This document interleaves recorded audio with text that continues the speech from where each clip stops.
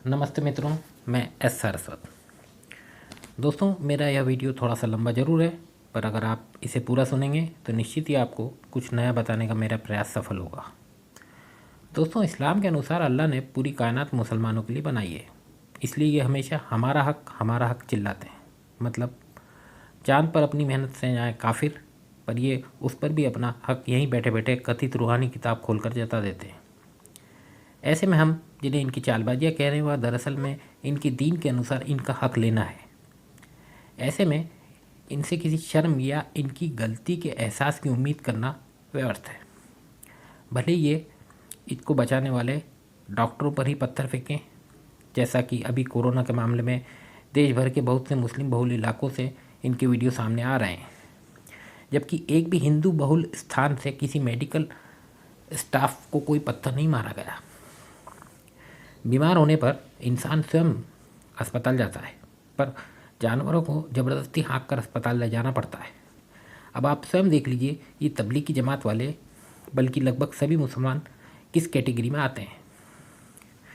जहाँ पूरी गैर मुस्लिम दुनिया कोरोना योद्धाओं का सम्मान करने में लगी है, वहीं ये मुसलमान बिच्छुओं की कौम साबित हो रहे हैं। यानी जिसे बचाने जाओ वही दंश मारने में लगा है। तो दोस्तों, इनकी दीनी शिक्षा में ही खामियां बनी हैं, तो ये भला कैसे अच्छा सोच सकते हैं। और मेरे नज़रिए से देखा जाए तो ये खुद अपराधी कम वरन मानसिक रोगी ज़्यादा हैं, क्योंकि जो अपने बचाने वाले को पत्थर मारे उसका दिमाग इंसान का तो नहीं हो सकता।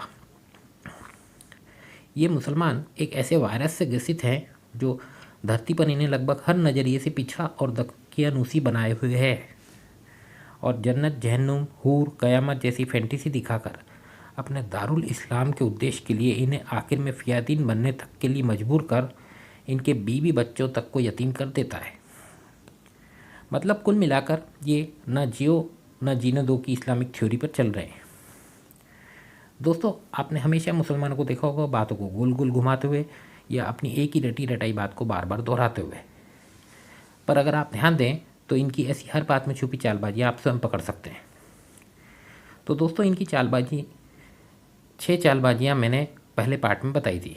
अब चालबाजी नंबर 7। मुसलमान अक्सर आरोप लगाते हैं कि हिंदुओं को बचपन से मुसलमानों से नफरत करना सिखाया जाता है। वैसे हकीकत इसकी ठीक उल्टी ऐसे है कि पाकिस्तान, बांग्लादेश से तो हिंदू साफ हो गए, जबकि हिंदुस्तान में मुसलमानों की आबादी बेहिसाब बढ़ी है। और दूसरा, इनके पवित्र शहर मक्का मदीना में तो सभी गैर धर्म के लोगों का प्रवेश वर्जित है, जबकि हिंदुओं के किसी भी पवित्र शहर में मुसलमानों का प्रवेश वर्जित नहीं है। इसी से यह साबित हो जाता है कि कौन नफरत सिखाता है और कौन प्रेम। पर मुसलमानों द्वारा यह सब कुछ जानने के बाद भी हिंदुओं पर नफरत सिखाने का आरोप लगाने के पीछे इनकी चालबाजी या कहें इनका मकसद यह है कि हिंदू ऐसे आरोपों से बचने के लिए इनके प्रति और अधिक उदार और सहनशील होता जाए, ताकि इनकी गजवा हिंद की राह उतनी आसान होती जाए। अब यह हिंदुओं के ऊपर है कि वह इनके झूठे आरोपों को इनके मनमाफी के हिसाब से लेते हैं या म्यांमार स्टाइल से। अब इसी से संबंधित इनकी चालबाजी नंबर 8। मुसलमान मक्का मदीना शहर में गैर मुस्लिमों के प्रवेश न देने को आर्मी कैंट एरिया में आम लोगों के प्रवेश निषेध जैसा बताते हैं। अब इसमें इनकी चालबाजी है कि ये कुरान की 9 नंबर की सूरा अत-तौबा की आयत 28 में लिखी बात छुपा जाते हैं, जो यह कहती है कि गैर मुस्लिम नापाक यानी अपवित्र है, इसलिए उन्हें मक्का मदीना में ना आने दिया जाए। मतलब आर्मी आम लोगों को रोकती जरूर है, पर नापाक कहकर नहीं, बल्कि आर्मी तो आम देशवासियों की सुरक्षा के लिए ही है, जबकि कुरान मुसलमानों द्वारा गैर मुस्लिमों को नापाक कहकर मक्का मदीना शहर तक में प्रवेश से रोकती भी है और गैर मुस्लिमों के विरुद्ध इन्हें उकसाती भी है। अगर केवल मक्का मदीना की मस्जिदों में प्रवेश वर्जित तक की बात होती है तब तक तो ठीक था, पर इन शहरों तक में गैर मुस्लिमों का प्रवेश वर्जित करना यह साबित करता है कि इस्लाम मुसलमानों के जहन में काफिरों यानी गैर मुस्लिमों के प्रति नफरत के बीज बोता है और मुसलमानों को इतना ऊंचा बता देता है कि एक आम मुसलमान यह मानने लगा था कि कोरोना उन्हें नहीं होगा। अब नंबर 9। मुसलमान अक्सर हिंदुओं की मूर्ति पूजा का विरोध करते समय यह भूल जाते हैं कि वे खुद भी तो काबा में पत्थर को ही शैतान मानकर उस पर कंकर फेंकते हैं। मतलब दूसरा अगर पत्थर को जरिया माने तो वे गलत, और ये खुद पत्थर को जरिया माने, नमाज पढ़ते समय एक ही दिशा को जरिया माने, या काफिर महिला की कोख को ज़बरदस्ती मुसलमान बच्चा पैदा करने का जरिया माने तो सही। जबकि कोई हिंदू तो इन्हें नहीं कहता कि नमाज पढ़ने के बाद भी डॉक्टर पर पत्थर ही मारना है या पंचर ही बनाना है, तो काहे को नमाज पढ़ रहे हो। अब आर्य समाजी तो मूर्ति पूजा नहीं करते, फिर भी मुसलमान उन्हें गलत कहते हैं। मतलब मूर्ति पूजा करना न करना तो बस एक बहाना है। इनकी चालबाजी या कहें इनका असल मकसद है दूसरे धर्म की तौहीन करना। पर अगर सामने वाला इन पर भारी पड़ने लगे तो फिर इनकी वही पुरानी बकवास शुरू हो जाती है कि तुम्हारा दिन तुम्हें मुबारक और हमारा दिन हमें मुबारक। और फिर मौका मिलते ही ये बिन मांगे की इस्लाम की दावत देते फिरते। अब नंबर 10। दोस्तों, आपने देखा होगा कि हिंदुस्तान के मुसलमान हमेशा असंतुष्ट ही नज़र आते हैं। इन्हें हमेशा बहुसंख्यक हिंदुओं से शिकायत ही रहती है और ये खुलकर अनेकों देश विरोधी काम करने या उनका समर्थन करने के बाद भी अपने दोष हिंदुओं पर ही मरने के प्रयास में लगे रहते हैं।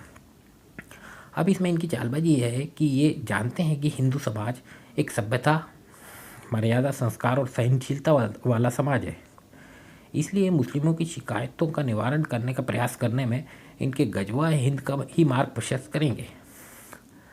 वरना चीन, म्यांमार जैसे देश इनको इनकी गलती पर पीटते भी हैं और अपने देश में इन्हें शिकायत भी नहीं करने देते। और वे देश अपनी जगह सही भी हैं कि मान उनका किया जाए जो मान के लायक हो।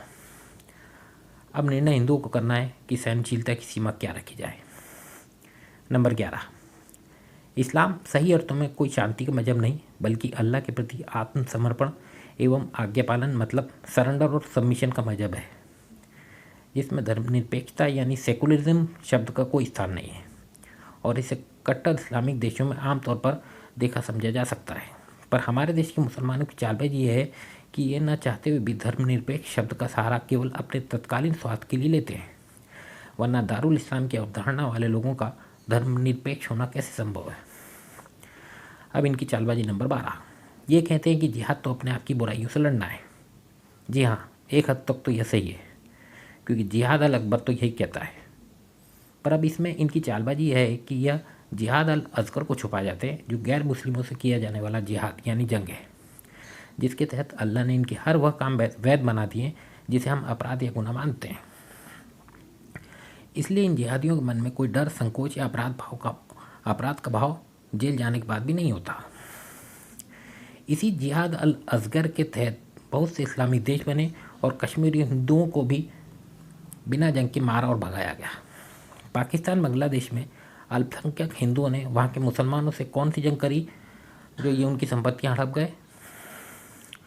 तो दोस्तों, इनके द्वारा चली जा रही सभी चालबाजियाँ, जाहिलपन और देशद्रोही हरकतों का सार यही है कि आप जितना अधिक सहिष्णु होते जाएंगे, ये उतना ही अधिक आप पर आरोप लगाते जाएंगे। इतिहास से वर्तमान तक सब गवाह हैं कि इनका विश्वास जीतने का हमारा अब तक का हर प्रयास विफल रहा, क्योंकि ये कौम रूहानी किताबी वायरस से बहुत बुरी तरह से ग्रसित है। तो दोस्तों, ये था इनकी अनंत चालबाजियों का एक छोटा सा पार्ट 2। इस वीडियो में मैंने जो कुरान से संबंधित बातें कही हैं उसका रेफरेंस मैंने नीचे डिस्क्रिप्शन में दिया है। तो दोस्तों, फिर मिलते हैं अगले वीडियो में। और हाँ, वीडियो लाइक, सब्सक्राइब और शेयर करने के लिए मैं नहीं कहूँगा, ये निर्णय करना आप मुझसे बेहतर जानते हैं। नमस्कार, जय हिंदू राष्ट्र।